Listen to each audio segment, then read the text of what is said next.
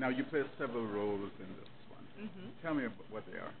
I play a nurse, Nurse Roger, which is a character that Edgar Allan Poe has in one of his short stories. I'm not quite sure which one. When she is one of the nurses that is seeing about him as he is in the 4 days that he's alive, on his last 4 days of being alive. And then I also play Valdemar, which is another character from another short story, who's a scientist, a exotic French scientist who he asks to mesmerize him at the brink of death. And so, and then I play back and forth between the nurse and other crazy characters, but most of the nurses. I like the word crazy. This is a crazy play, isn't it? It's pretty interesting. It's got a lot going on. Yeah. It's very fast-paced and has a lot of information in it. How is this different for you?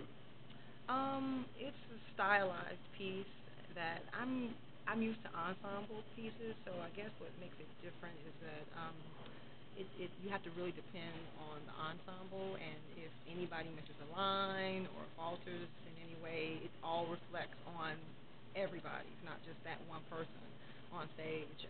So that is something that I had to get used to.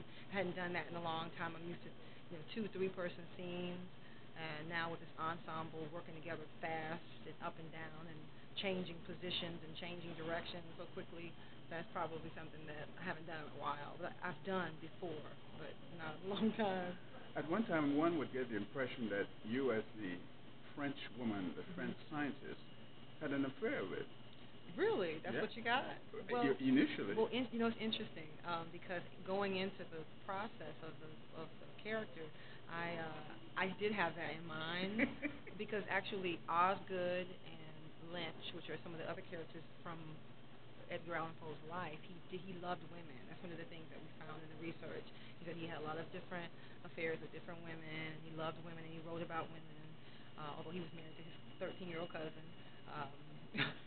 Virginia. So some of these characters that appear are people, but this Valdemar is definitely a fictional character. It was actually a man. Valdemar was a man from Harlem who was mesmerized. So in the playwright, what's the playwright's name?